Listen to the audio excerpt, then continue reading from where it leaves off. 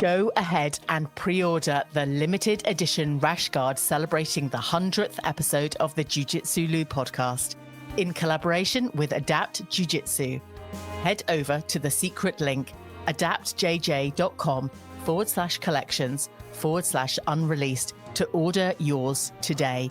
And if you're in the area on Saturday, the 25th of October, head over to Rising Tide BJJ in Weston-super-Mare for the 100th episode celebration open mat and Grand Prix. All the details are over on Instagram when you're ready to take part. You're listening to the Jiu Jitsu Lu podcast, and I'm Lou Temlett. I'm guessing you're having a good day because either you've been on the mats, considering getting on the mats, or maybe you're wanting to continue your love of street sports. I'm so happy you're here listening or watching this episode. Please don't tap out before the end. When you want to help people scratch that itch, continue jiu-jitsu for life, I'd like to welcome Josh Vogel to my podcast. Hi, Josh. How are you? Good. How are you doing today? Fantastic, thank you. I'm really pleased to be speaking to you. It's kind of been in the pipeline for a little while, and we're episode 93, so we're really getting through all the episodes now. And I'm very excited because you're based in Philadelphia in the US, Yep. and you've been training jiu-jitsu for a while. And I have a number of garments from the jiu-jitsu company Fightwear, one that I'm styling now, because I just want to kind of mention the fit is so great. And I know your wife, Ange, designs these garments. That's right, Everything. Isn't it? Yeah, she's so good at it. Yeah. I love it. The neckline is fantastic.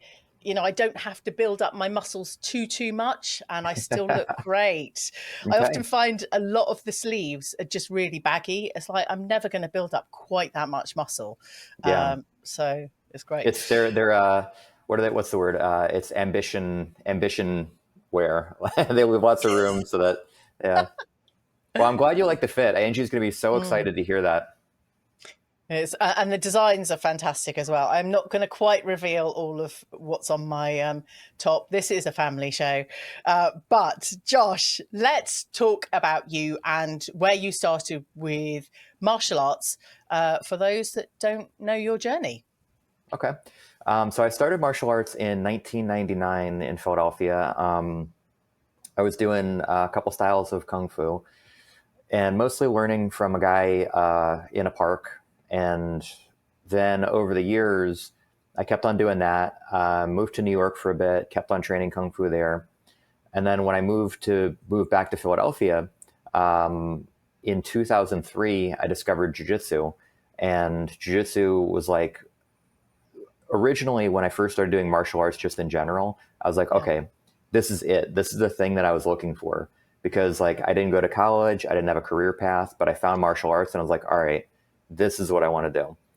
And then there was something missing until I found jiu-jitsu. And then I found jiu-jitsu and my thought was, okay, this is for real what I want to do. And then from there, kept on going. What was it that kind of drove you to be keen on martial arts? Because young men, certainly in the UK, there are lots of different things that everyone can kind of get involved with. But I'm kind of probably guessing it's some of the traditional martial arts things. But what was it for you? Why martial arts when there might have been other things? So I think I grew up skateboarding. I also grew up watching ninja movies in the 80s and 90s. And martial arts was always kind of like, I never did it growing up. I took like one Taekwondo class, but because I grew up skateboarding, and as I got older, I was starting to like fade out of skateboarding a little bit, and it wasn't like a feasible career kind of thing. And I kind of maybe lost a little bit of I've been doing it for a really long time, and I needed something that kind of scratched that same itch that, skateboarding with the culture and the tricks and the creativity. I wanted something that would satisfy that. But then I also had a little bit of that 80s and 90s ninja movie kind of thing in my head.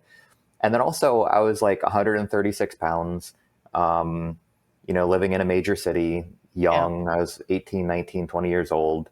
And, Philadelphia has always been kind of a violent place. And so there's this like thing where like, I had been mugged before and then, been beaten up. And I wanted to be able to like have some ability to fight another human being successfully. So it's kind of Yeah. all of those things mixed together. Wow, that is a lot, and I'm sorry to hear that your kind of young teenage years, living in a kind of relatively violent kind of neighborhood area, and having to kind of defend yourself. And I Thank want you. to give space to that. But when you were growing up, what did you want to be when you were older? So from my teenage years, I was really into drawing comic book style art Yeah, and sort of general creative things. Like I enjoyed drawing, I enjoyed writing, reading, things of that kind of nature. And I yeah, enjoyed skateboarding, and skateboarding was a very physical outlet that also had a lot in common creatively with those things. And so I yeah, always kind of pictured myself as an adult, maybe drawing comic books or skateboarding professionally or something like that. But then, at a certain point, when I was 16, 17, 18, I realized that I just wasn't talented enough to become a professional skateboarder, yeah, nor a professional like comic book artist or anything like that. I knew in yeah, myself that I just didn't have the drive to pursue that, yeah, and at the level that you really need to pursue it if you're going to do it for a living. yeah. Um, But that's kind of hard to accept and maybe kind of change. And I know some of us, we've gone through life hoping that we can be this thing. But I find it quite heartwarming the fact that you actually had that instinct to know that that wasn't going to be your lifelong career, and then choosing something different to pursue. And I think that's kind of part of our life. I don't know, not ambition, but life progress, to know when the thing is not the thing, to yeah. then, pivot and do something else. Um, how, I mean, were you kind of ready for the martial arts thing? Obviously, from a self defense perspective, um, it sounds like you probably were. But was it at that point you were like, okay, if I'm going to do something else, this is for life. This is my calling. Yeah, sort of like so. Basically, the way it went was I was living in New Jersey, which is maybe like 40 minutes away from Philadelphia at the time, and I graduated high school when I was 17. And at 17, I was like, I got to get out of here because I just didn't get along with my parents and stuff, Yeah, and I really wanted to move to Philly or New York to pursue skateboarding because those were major skateboarding hubs at the time. And so when I was 17, I got an apartment in Philly, moved out, and then I'm in the situation where like there was a lot of pressure to go to college, but nobody's paying for it, so it was yeah, on me. And I'm 17, and I'm living on my own for the first time, and I love skateboarding, but I'm also like enrolled at a local community college, and I just stopped going to school and I just tried skateboarding all the time. But I also realized that I wasn't gonna get good enough at skateboarding to do it in any professional level, yeah, and my skills at art were kind of the same. I just didn't have that go. So then I'm in this gray area where it's like, okay, I'm not going to college. That's just yeah, not my path. I felt no love for that. Um, I'm not good enough at art. I'm not good enough at skateboarding. So what do I do? yeah, So I was working all these jobs, worked at restaurants, did some construction stuff, worked at coffee shops, like all these different jobs over the years. yeah, And then I started doing martial arts, and martial arts was like, okay, I feel like this is something that I could get good at. I love doing it. Like yeah, it occupied my thoughts like 24 hours a day from the second I started doing it. And I could see that the people that were doing it professionally at the time that I was exposed to, um, I felt like, okay, that's a level that I could achieve. And if they yeah. can do it, then I can do it. And then Nice. later when I found, but there was still something missing. Like Yeah, like I was doing some kung fu stuff, but it just wasn't, there was a piece not there. Yeah. There wasn't much sparring, there wasn't much live work. And then I found jiu-jitsu, and it was just like everything that I was looking for in martial art. Yeah. And it was immediately like, okay, this is achievable. Like, this is something that I can sink my teeth into. I can see like a path to doing this for a living. Yeah. So it just kind of, like I said before, scratched all those itches. Nice. I love it. You mentioned kind of seeing people doing it at a professional level. Do you think having those role models so close to you in the community helped you to have that vision for yourself? Yeah, I think so. I mean, like, so with the people that I saw doing like kung fu stuff for a living, like, it was,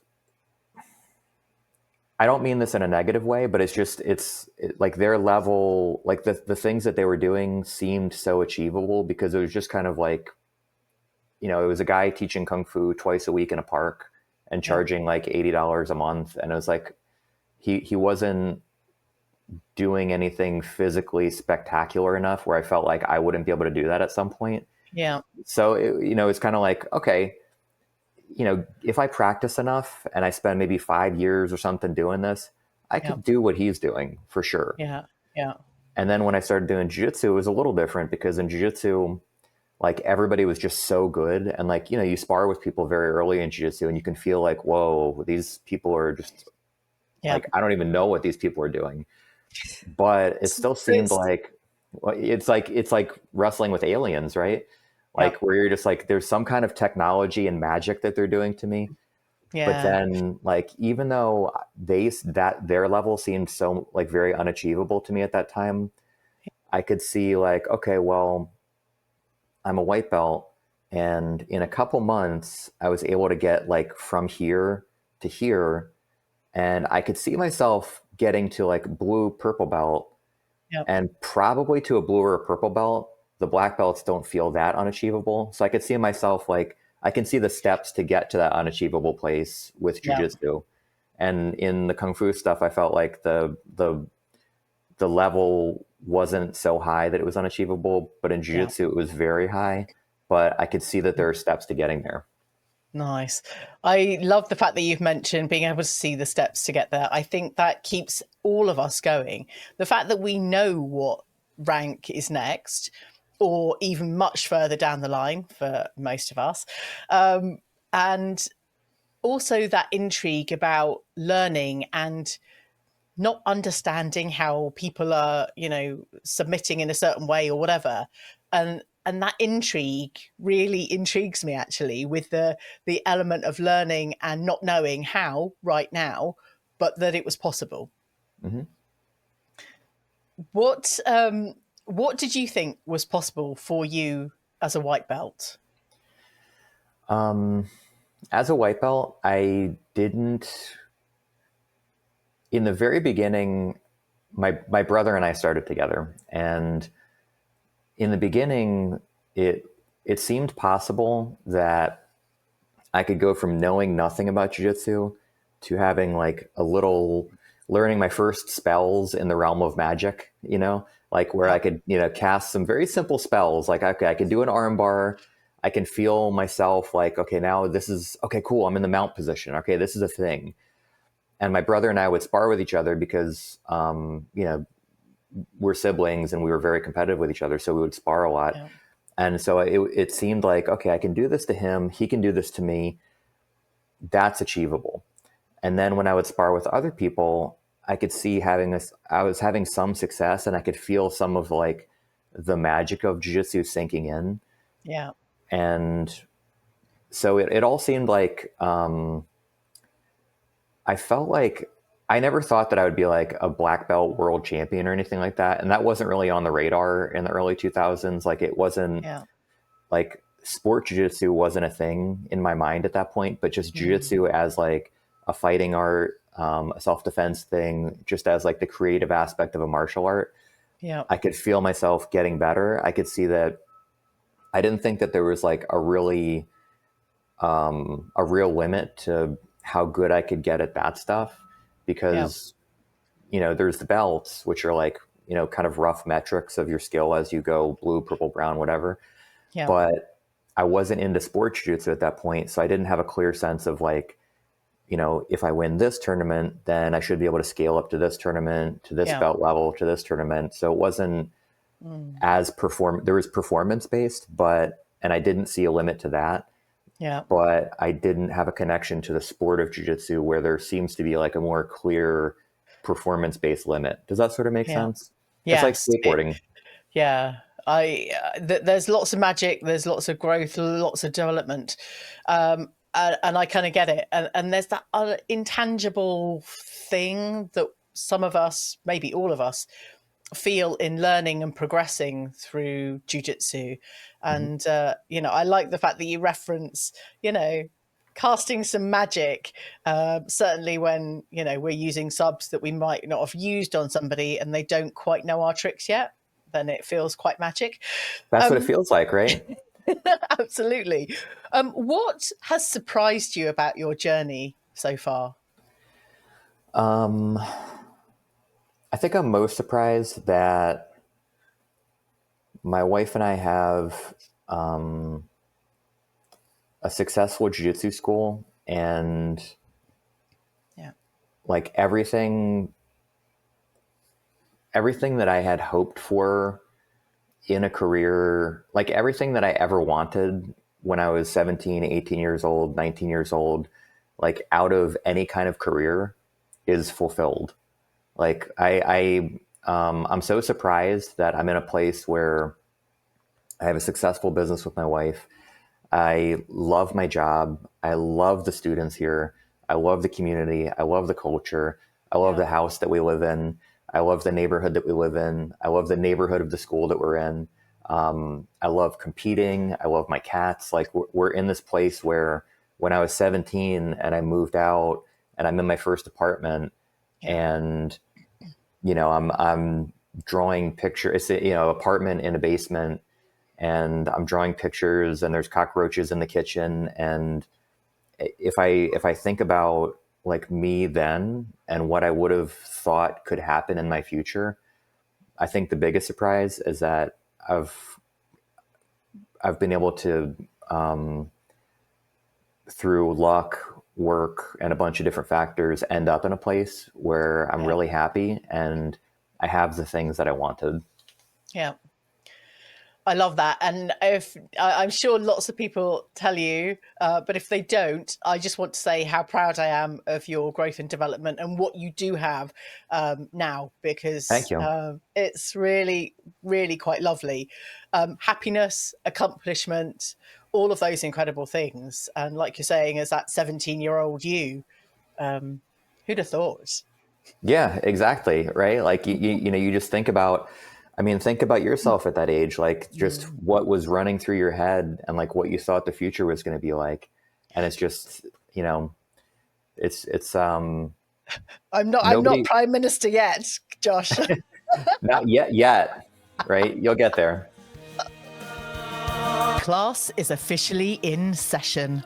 This episode is sponsored by the jiu-jitsu company Fightwear. Campus style through the lens of mat culture. You can get heavyweight sweats, bold graphic hoodies, pulp-inspired tees, and corduroy caps built for life after training. That's not all. Keep track of the latest designs of rashis, shorts, and spats. Get a design that will get you noticed all the way from Philadelphia, USA. Check out everything they have to offer over on jujitsumerch.com. Also, go and sign up to their newsletter to be notified when new designs drop. You'll definitely want to get your grips on them. This is a Jiu-Jitsu Lou podcast with me, Lou Temlett, coming to you from the UK. All I really need you to do now is subscribe and rate this show on whichever platform you are listening or watching on. And as always, go and check out the clips on Instagram and YouTube. The clips are now dropping before each episode on YouTube and Instagram, of course. So go and check them all out. Today, I'm having a conversation with Josh Vogel. Josh, thank you so much for sharing your journey. I do want to just really quickly drop back to your kind of early days training jiu-jitsu, living in an apartment in Philly, and running all those jobs or working all those jobs and training jiu-jitsu that you love so much, how did you balance your time? So at the time, Angie and I, my wife, my current wife, and at the time we were dating. We hadn't been married yet. We'd been together for about a year, and she was working full time as a chef in restaurants. So her schedule was crazy. It was like 70 hours a week or something like that. And so at the time, I was working in the basement at a shoe store, and then I started working at a moving company carrying furniture. But I had a pretty good amount of free time because I was working like 40 hours a week or something like that. Give or take. They were the kind of jobs where sometimes more work, sometimes less work. And so I had a schedule that because she was at work all the time, I could go do jujitsu at night after work, or I could hit up a 12 noon class, or, in between jobs at the moving company. You know what? I just totally lost track of the question. Did I answer it? Yeah, you did. Okay. It's kind of juggling all those things. And I was hoping you were going to kind of elaborate and say that you were able to train, at lunch times and in the evenings. And actually, Yep. you've continued that schedule because you run your own jujitsu school. Hmm. Um, you're able to, continue that journey for so many years in exactly the same way, which sounds like an absolute joy. And privileged to some of us Yeah. to have so much incredible time to coach, teach, train, continue your own learning. How was your progression through the belts, and when did you kind of first get involved with sport jiu-jitsu? So my progression through the belts, I spent about a year and a half at white belt, probably about 2 years at blue, 2.5 at purple, 3 years at brown, and then I've been a black belt since 2012. And then I got into the sport part of jiu-jitsu about 2 years in, I think, when I was a blue belt.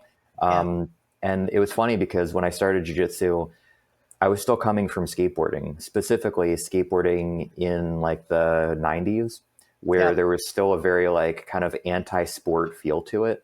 It yeah, was like, it was a craft, an art, an underground street sport kind of thing, but it wasn't like high school basketball, high school soccer, whatever. Like it yeah. wasn't a sport. And there was a huge kind of anti-sport culture to that. Mhm. So when I got into jiu-jitsu, I fell in love with like that kind of street sport, anti-sport kind of vibe. Yeah, But then there was also the sport of jiu-jitsu where there's competitions and stuff. And so I didn't want to compete because, sports are dumb because you're a skateboarder, right? And then I tried a jiu-jitsu tournament and I was like, oh, that was really fun. I really enjoyed that. And I did okay. And then I thought, okay, well, this is kind of even the sport jiu-jitsu, like at that time in the small local tournaments, it was still very much like a street sport kind of feel. Like you would go to a jiu-jitsu tournament, they were horribly run. The referees were like eating pizza and like not paying attention to the matches. There was like two people grappling in the middle of the match. One person's wearing like, board shorts with pockets and zippers and a big ass yeah, t-shirt. And the other person's like wearing like, I don't know, practically like a Speedo and nothing else. And like, and then there's a bunch of people on the mat shouting stuff, and it was like yeah, mayhem. And it was not like, it was not the structured, organized sport mm, yeah, that I thought of growing up as a kid. And yeah. so even the sport part of jiu-jitsu, like in my early experience, was very much like kind of mayhem, and it was really fun, and it Yeah. felt like skateboarding also. Um, You've put lots of thoughts in my mind and visuals, Josh. So yeah, I just want to thank you for that. Um, but having that element of fun and just kind of coolness, the street sport element of it sounds incredibly appealing for those that have kind of gone anti-league, anti-sports from kind of school or college days. yeah, Um, and the kind of high structure that there is no structure, you're not all over the place, but you know what you're doing, and actually the peripheral things that they can go and do one, but they are supporting your journey regardless of their formality, shall we say. Yeah. But what was the kind of fun element? Why did you enjoy your first competition so much? Because that's not everyone's experience. So I had done a couple of Kung Fu tournaments before that, but and they had that same sort of mayhem kind of vibe. Yeah. But jiu-jitsu tournaments, I enjoyed the mayhem. I enjoyed it, it felt like going skateboarding where there's just crazy stuff going on. You're in like a plaza skateboarding with your friends, and then security comes out and they're chasing you out, and then somebody starts shouting some crazy stuff at you, and it wasn't just the activity, it was like all the mayhem of the environment surrounding it. And that's what I really enjoyed about my early competition experiences. And then as I went up the ranks and I started getting decent at competing in local events, I started doing a little bit bigger events like IBGF, PANs at Purple Belt, Worlds at Brown and stuff like that. And that's a totally different scene, because the IBGF events were much more similar to what you said about structured sport. Yeah. And it was a very they're way more organized than the local events that I came up doing. So, when I got exposed to IBGF stuff, I started to fall in love more with now I can appreciate the structured, regimented sport of traditional sports. And it kind of helped me appreciate that side of it and maybe grow out of the skateboarder kid kind of mindset and more into okay, this is what true regimented sport is like. And there's structure and there's performance expectations and there's coaching and, so it was cool to see the other side of jiu-jitsu. Yeah. What element of your life still do you play out in that kind of skater boy, kind of skateboarding, informal, all over the place aspect of your life from years gone past? Honestly, very little. I mean, I still skateboard, but when I skateboard, that's kind of my time to let the guardrails off and just kind of cruise through the street and do some tricks and spend some time at a spot over here and zip around and explore and see what's down this alley. And but when even a little bit in jiu-jitsu, I do that. There's times where it's more loose and I'm just having fun with my training partners. And but a lot of my jiu-jitsu personally now is fairly regimented, and it's fairly my week 1 is like this, my week 2 is like this, week 3, week 4, then deload week, and I'm working on these specific things. And I've definitely moved from very loose, chaotic kind of training to a much more structured approach. Partially because as I get older, the risk of injury goes up. And so I feel I have to be more careful about how I structure my training over the course of a month, what I work on, who I train with, how I train certain things. So structure is a more important part of that. And then also because I started competing again in 2022 after a 9-year break. Wow. So since I compete, and I only compete in IBGF events, those are fairly regimented. And so I have to have a pretty regimented approach. So the free nature of skateboarding doesn't really express itself too much in my jiu-jitsu these days. Yeah. No, I love that. I love the fact that you're still skateboarding and kind of holding on for dear life to some of that gorgeous, creative free flowness. And I think, we all need some element of, dare I say, our childhood and the fun aspect of our lives, because growing up is really hard.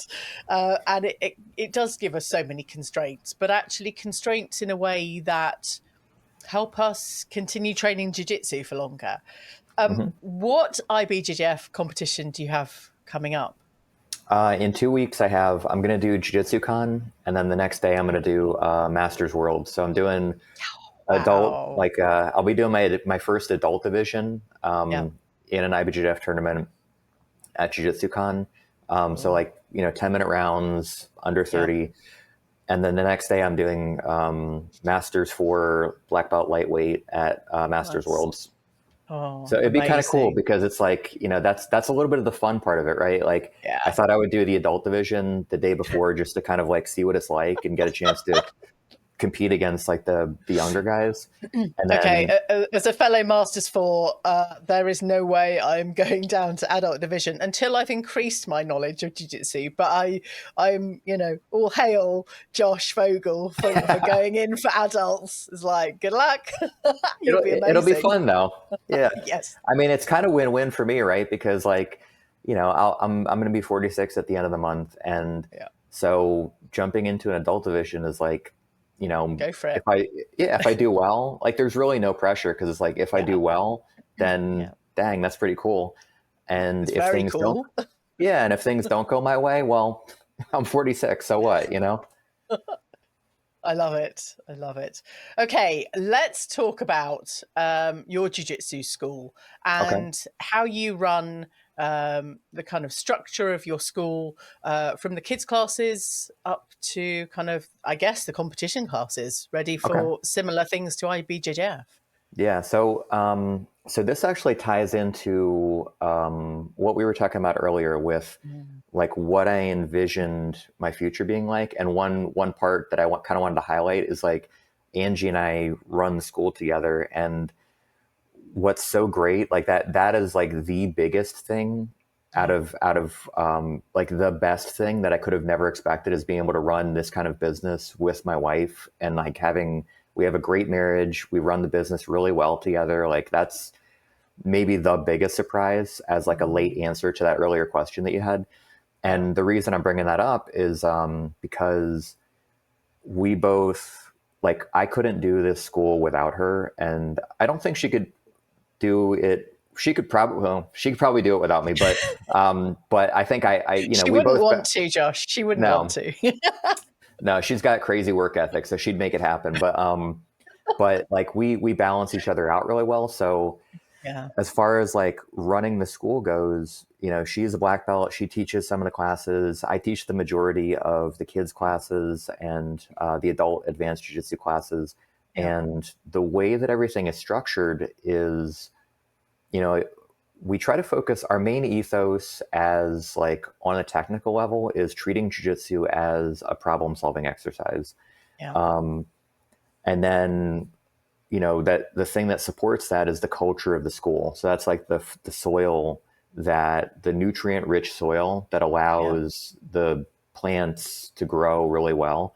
And the structure of the classes, it's what keeps the plants growing in the right direction, Yeah. keeps the plants, properly spaced, like all those things that make a garden work. And Yeah. so, Angie is like the main driver of the culture of the school. And I contribute, but that's, she is the one that makes sure the soil is just really Yeah. nutrient rich. And I do a lot of the structure work for what people learn, how they learn it. Yeah. We do a ton of live work, meaning like a lot of positional sparring, a lot of, sparring where we have like boundaries on the conditions of the sparring. We also Yeah. do technical work, meaning like, we're going to do a tripod sweep, and then we're going to use this to start to funnel into the positional sparring. And then Yeah. there's open mat. And that's a pretty standard format for a lot of places. Yeah. We also have specialty classes, like we have a footlocks class. We have a separate class where people can work on their own personal projects, and then I coach them through their own personal projects that they're working on. Yeah. Yeah. What do some of those projects look like? So technical projects, some of the projects are technical, some are conceptual, some are positional. So like, for example, one project might look like a student working on their omoplata position, right? Yeah. So they're going to spend, let's say, 4 to 6 weeks working on omoplata. Somebody else might want to focus on top pressure, something like really conceptual that's kind of Yeah. open and vague Mm. boundaries. Somebody else might want to focus specifically on pulling guard right into submissions. So Yeah. there's kind of a lot of room for personal expression in how you want Yeah. to do your projects. The reason I ask, being a blue belt, I'm still developing my game, and And I occasionally get the opportunity to ask a brown or a black belt some questions. And Mhm. at the moment, I'm still going, I don't know what to ask. Can you just keep teaching me? Because I don't know what I don't know right now. Right. So it's having some kind of conceptual, logical, things to maybe remember or be able to go to my coaches with to go, I want to work on this. Because in competition, I've done a number of, no, one IBJJF Masters and kind of more official kind of British Open things. But I've always been stuck on the bottom. So my mindset is still pancaked on a mat. It's not kind of gone further than that right now. So, Okay. I'm So working on that. I think, if you don't mind, if I give some advice, Yeah. one piece of advice that I usually give to our students, and like part of the structure of our programs, is that we suggest that from white to blue belt, like, or just from like brand new to some experience in jiu-jitsu, it's Yeah. useful to have one thing to do from every major position. Yeah. So for example, if you're standing with somebody, like, what is one takedown that you could do? Yeah. If you're passing somebody's guard, what is one guard pass? What is one Yeah. submission from side control, from mount? So Amazing. kind of filling in those buckets of like top position, bottom position. Do I Yeah. have at least like one thing I can do? And then another way to look at it is you could do like, okay, well, do I have something that I could do from each phase of jiu-jitsu? So do I have like a standing phase thing? Do I have a guard passing phase thing? Do I have Yeah. something in the sweep bucket, something in the submission bucket, something in the escape bucket, Yeah. something in the pin bucket? So I think it's just trying to like, Cool. when you envision yourself as like a well-rounded grappler that could be Yeah. okay in any position, then do you have like one thing that you could do to fill in all those different buckets? I like that. Partly because my mind, I go, oh yeah, takedown. And I have actually recently been working on a really nice takedown that I Cool. learned at the over 40s open mat at the weekend. But I just have to now remember that takedown because obviously anyone listening will know that there are lots of different techniques. And I get drawn into all these different things and then forget my one thing that I may well be a little bit better at than all of those others. So I like your advice. One thing from each bucket, Yep. focus and do that. So thank you for that. I My appreciate pleasure. your advice. It's I'm so always easy. careful because like I don't want to be like that guy that's like, Yeah, giving unsolicited advice, but I figure like in this yeah. case it makes sense to That poke was a subtle ask, so thank you. the problem. Right. What else? Okay. Before we started recording, I overheard someone kind of observing coaching a kids class and them saying, actually, it's really easy. You just tell them what to do.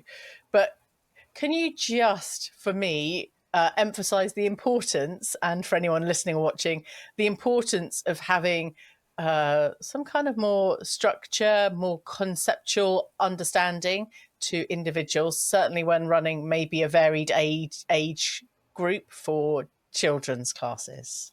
Right. So the varied age thing is important because 5-year-olds do things in very different ways than 8-year-olds, 12-year-olds, etc. Right. Yeah, So with kids, we tend to focus a lot on doing positional sparring, games, things that keep the kids in action and moving for the entire yeah, class. And then when we insert technique, it's usually like we'll either use the game to kind of guide them into certain technical things, like, okay, yeah, pick your partner's leg up, keep the foot off the ground for 3 seconds, pick the leg up, put their hips on the mat, like that kind of stuff. And then for the yeah, older kids, we can give more kind of like directed, okay, this is called an uchimata. You're going to grab the back of the collar like this. And we would yeah, insert that during the positional sparring. When you have mixed groups of kids, like especially when there's mixed age groups, yeah, if you have like a 12-year-old and a 5-year-old partnered up together, it can be very difficult to like make it about the kids building skill in jiu-jitsu. So it has to yeah. be about something else. So if I have a 12-year-old Okay. and a 5-year-old, it's generally going to be more about maybe the older kid trying to help mentor the younger kid and Oh, build their nice. mentoring or coaching skills. Yeah. It's going to be about helping that older kid develop like a dimmer switch of intensity. Like, okay, Oh, don't nice. throw the 5-year-old on their head 50 times because you're way bigger than them. You don't need to do all Yeah. that. Like, and, so if I was coaching a 12-year-old and a 5-year-old and I saw that the 12-year-old was just being too dominant in that role, I'd say, Yeah. okay, listen, the challenge for you now is to tone down the intensity a little bit Yeah. and let your partner into the game a little bit, but not too much. I want you to pose just the right amount of challenge for them. And Nice. so it takes it from like the 12-year-old just dominating the 5-year-old to the 12-year-old building social skills of how to work with Yeah. a younger kid, help mentor them, help bring them up to an appropriate level without making it too easy for the 5-year-old. Yeah. And then it teaches the 5-year-old that, they can do jujitsu and that their training partners are going to be trustworthy and helpful to them. Yeah. And instead of just smashing them over and over and over again. So it's, I think that's the trick of working with different age groups is just realizing that Yeah. the class isn't always about pure skill development for everybody. Sometimes it's Yeah. about learning how to work with younger kids, older kids, social skills, stuff like that. Yeah, I love the fact that you mentioned social skills because as some of us that have been training, even maybe one or two classes in, that jiu-jitsu is not just about technique. It's a lot around the community, a lot around social skills, and Yeah. just being able to kind of network on a wider scale. But thank you for sharing that your experience and expertise with running kids classes because at some points No during the year problem. sometimes there's not always, enough kids to run a specific age category, and you Yeah. do generally have to mix everyone in occasionally. So I think it's really helpful to kind of change the style of coaching. Obviously to enable the older ones, and then for the older ones to be role modeling the behaviors as well for the younger ones coming through. What also strikes me is that these techniques for like 20 somethings and 40 somethings, I kind of feel like that those techniques need to be, the 20 somethings need some element of sharing, not just keep smashing the 40-year-olds. Yeah. I mean, that's, equally true, right? Because like, it could be an age thing. It could be a size thing. It could be a strength Yeah. thing, but there's always like, there's always some sort of mismatch between two training partners. Like it's very Yeah. rare that two training partners are like completely equally, Yeah. capable of working with each other. So like, if you have somebody who is way bigger, stronger, and more experienced versus Yeah. somebody who might be less so, then I think the trick is like, you know, in class situations, trying to find like a challenge point where both people are getting good work, right? Yeah. So Yeah. for example, like if I'm training with somebody who maybe has a lot less experience than me and maybe I'm stronger than them, when I train with them, it's not going to make me better if I just smash them. Yeah. It's not going to make them better either. They're just going to get frustrated. They're not going to enjoy the experience and their skill level is not going to go up. So the trick Yeah. is, when you're training with them, how do I scale down the advantages that I have and help enhance the things that they're doing? So like maybe I might let them get a little bit further into a guard pass and then try to fight my way out of the guard pass so that they have a Yeah. chance to practice getting, 3/4 of the way through a guard pass. And I have a chance to practice like that late stage, not getting my guard passed. And then that way the challenge point for both of Nice. us is mutually beneficial. I love that. Thank you for sharing that, Josh. And I No think, problem. we can all learn from all of these different experiences. And I often find having conversations like this is my off mat training. I'd love to always be on the mats, but it's not always possible. Mhm. So this is my additional learning tick box. Oh, I'm happy to help. Oh, it's amazing. Thank you so much. Now, talk to me a little bit about Safe Spot, which I've kind of seen popping up on your socials, and how important that is for you, kind of supporting your community, and how helpful and is in your community, kind of serving your community? Okay, so the safe spot thing is in Philadelphia. There's a bunch of like Facebook groups for each neighborhood, and once or so, like once a year, something like that. I usually like there's always threads on Facebook. Like this guy was following me. I saw a van driving around the corner. It looked really suspicious. I was kind of worried.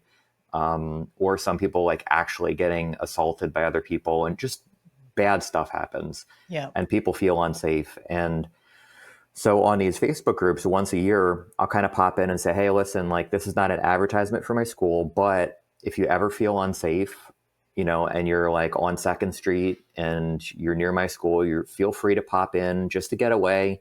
If somebody's following you, if somebody's, sketching you out, like, making you feel weird, just pop into our school. We'll look after you, take care of you, make sure that you're safe, call the police if we have to, whatever you need. Right. Yeah. And, what ended up happening recently is, I made that post, and then it occurred to me that, there lately in Philadelphia, there have been a few high profile incidences of people, assaulting other people, or there was one guy who I think sexually assaulted 5 people 2 weeks ago. Wow. in one neighborhood, and they finally caught him. But people are really worried. And there's another guy who was going around punching women in the neighborhood of the school, like just randomly punching people. And so I thought, okay, well, I'll make my post, but it would also be good if like other businesses made themselves available to this. Like, it's like, it's kind of most businesses are going to be fine with that. Like if you're scared and you have to run into a business for help, but it's one of those things where it's not immediately obvious. And if you don't say it, then people might not think that that's an option. Yeah. So we thought, okay, well, let's see if there's other businesses that are on board with just being known as safe spots where people can duck into if they are in trouble and need to get away. And then it kind of turned into a thing where, we want to make a list of local businesses so that, let's say, for example, you're walking home at night and maybe you had a bad experience a couple months ago and you're worried about walking home. It's dark and you're not sure which way to go. You could go 30 different ways back to your house. Yeah. You could look at this list of businesses and say, okay, if I go this way, I know that there's 5 safe spots on the way home that are open after 6 p.m.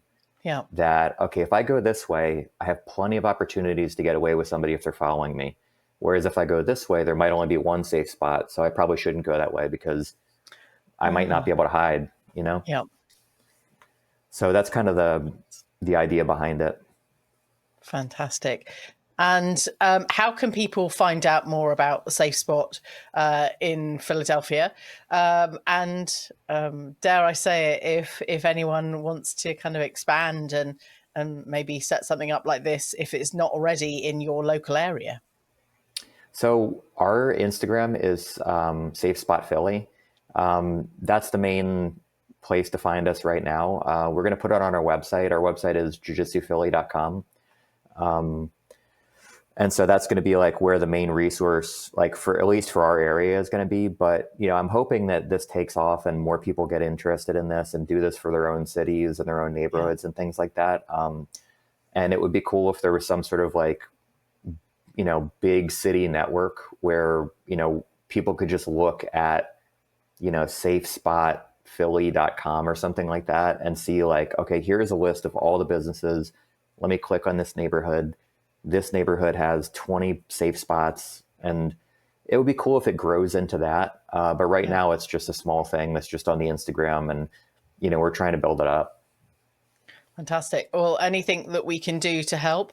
Thank you. Obviously, it's raising the awareness, but I know, more than one of us has experienced difficult circumstances, needing to find somewhere safe in whatever circumstance. But, local businesses, certainly jiu-jitsu schools, would be amazing if every jiu-jitsu school, because they're often open, like you say, after 6 o'clock, could be one of those safe spots. That would be absolutely incredible.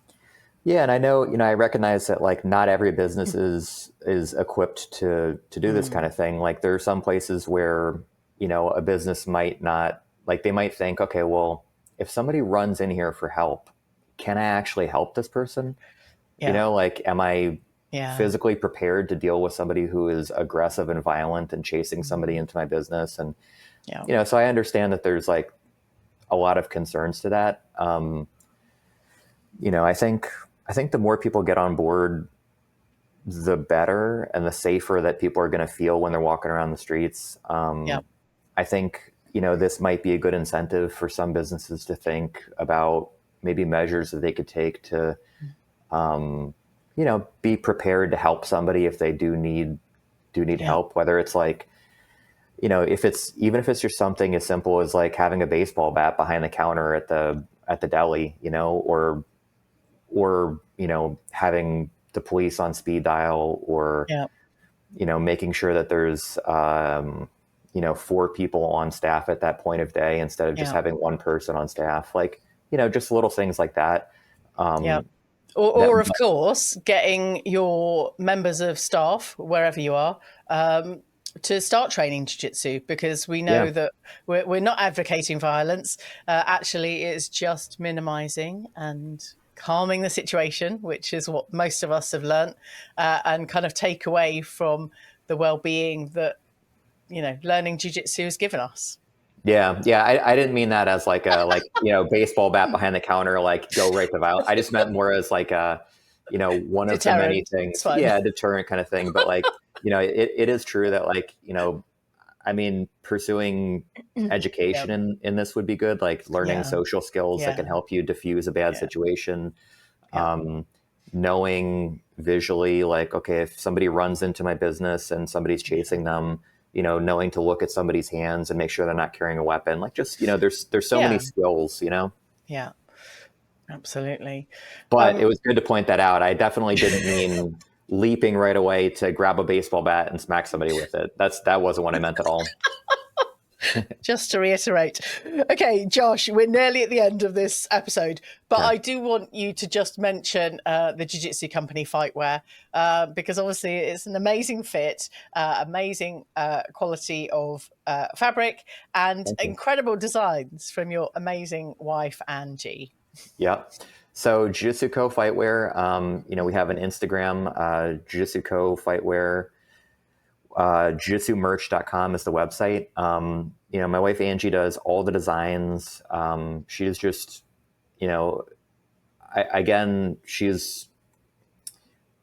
she's so talented at this stuff. Like, I'll ramble forever about how good she is at this kind of thing, but like, Yeah. she's just one of those people that's just like multi-talented at a bunch of different things, and she just like decides to do something and it gets really good at it really quick. So she does all the design. And she's a black belt. Yeah, but it's the same thing with that too, right? She started jiu-jitsu and like she was just instantly good at it. Like, I just don't understand these people. Like, same thing with designing merch. She like starts designing merch and then she just instantly gets it and she's good at it. And then she starts, like, she knows where to get the merchandise made and all this stuff. And like, I don't know, she's just one of those people that like, she pulls a little thread and Yeah. she's just instantly like able to create a whole tapestry out of the thing. We'll have to get her on the show, Josh. Yeah, you would have a lot of fun talking to her. She's great. Before I invite her on the show, how can people follow your journey and see you perform at Adults and then Masters, World Masters? Yeah, so basically, I mean, those, I would imagine, I think for probably Masters World, Flow Grappling will probably have the matches up. Probably Jiu-Jitsu Con too, I think, for the adult divisions. Yeah. And then as far as like just following me, I'm on Instagram all the time. I think my Instagram is either Josh Vogel or Josh R. Vogel. It'll all be in the show notes, so do go and check out the show notes. I've had a couple Instagrams over the years, and I think the most recent one is Josh R. Vogel, I think so. Anyway, it's a picture of my face, but it's like a cartoon, like yellow picture. But yeah, on there, I post like my jiu-jitsu stuff in my stories. You've seen my stories. I post like every nutty thing I can find on Instagram in my stories. I try to keep it wholesome, but like, try to put funny stuff up on there. So if you're interested in the mania of what I find funny and what my algorithm looks like and what I share, you can check out that. I do love following people like you, Josh, and watching your stories, because it does send my algorithm off in another spin. Yeah. There are a number of other people I follow that, send my algorithm on a wild goose chase, shall we say. And you know who you are. Josh, thank you so much for your time and sharing your story and your journey. I wish you both the most incredible progress and growth and just all of the success that you should and absolutely deserve. Well, thank you. And I appreciate you having me on, and I wish all the same success for you. And I hope your Amazing. podcast skyrockets to 8 million viewers each episode. And yeah, but I hope you get through. I hope you get through the summer Yes, thank well, and I you. hope things calm down for you a little bit. I know. By the time this episode goes back, as a parent, you will, parents out there will know that the children will be back at school and routine can resume somewhat. Good stuff. Thank you so much, Josh. Thank you. I hope you enjoyed this episode. Thank you for telling your friends about this show. And as soon as this episode ends, I'd really appreciate you dropping the show a rating and a review. Thanks again for listening. Catch you on the next episode of the Jiu Jitsu Loop podcast.